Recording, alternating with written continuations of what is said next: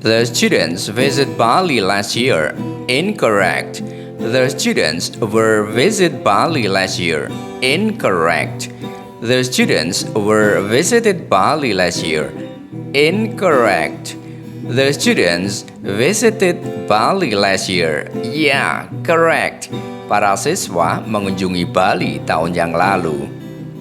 Halo rekan-rekan pelajar dan mahasiswa atau siapa saja yang sekarang sedang belajar bahasa Inggris.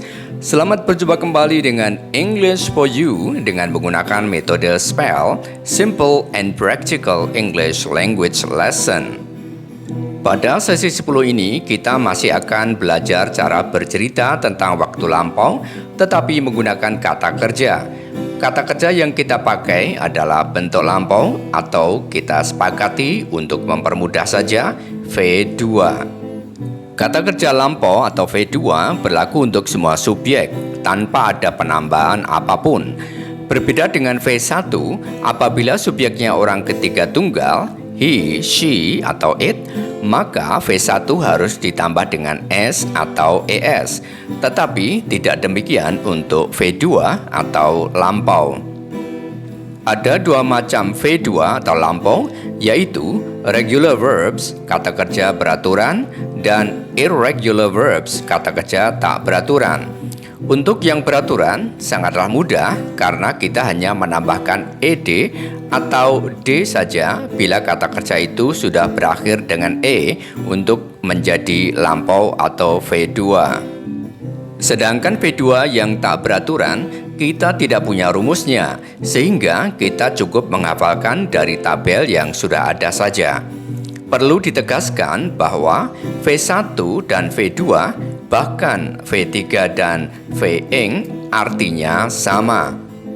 Contoh kata kerja lampau atau V2 yang beraturan, regular verbs, V1 allow, V2 allowed, arti mengizinkan. V1 invite, V2 invited, arti mengundang. V1 play, V2 played, arti bermain. V1 work, V2 worked, arti bekerja. Berikut ini contoh kata kerja lampau V2 yang tak beraturan atau irregular. V1 buy, V2 bought, arti membeli. V1 come, V2 came, arti datang. V1 drink, V2 drank, arti minum. V1 forget, V2 forgot, arti lupa atau melupakan. V1 go, V2 went, arti pergi. Untuk daftar kata kerja yang tak beraturan yang lengkap, Anda bisa mencari di dalam kamus. Caranya, apabila Anda menemukan kata kerja, kemudian ada kata di dalam kurung, itu berarti V2 dan V3, baru kemudian artinya. Mari kita lihat contoh ini. Misalnya kata kerja get, KKT, maksudnya kata kerja transitif, yaitu kata kerja ini mempunyai objek. Kemudian di dalam kurung ada got dan gotten, itu adalah V2 dan V3. Kemudian artinya 1. Memperoleh, 2. Menerima, 3. Membeli, 4. Mengambil, 5. Mengambilkan, 6. Memecahkan, 7. Mengejar, 8. Kena, 9. Mendapat, 10. Mempunyai atau memperoleh, 11. Menangkap, dan lain-lain. Jadi, apabila teman-teman menjumpai kata kerja tetapi tidak ada tambahan dalam tanda kurung, berarti itu adalah kata kerja yang beraturan atau regular verbs.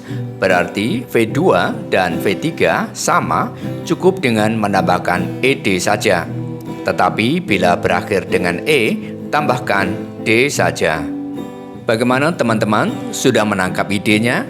Yaitu untuk menceritakan kegiatan di waktu lampau, kita gunakan kata kerja bentuk lampau atau V2. Jika belum hafal, bisa melihat tabel. Sudah siap untuk berlatih? Cobalah kalimat berikut ini. 1. Adik saya lulus dari SMA 5 tahun yang lalu. 2. Kemudian, dia kuliah di universitas. 3.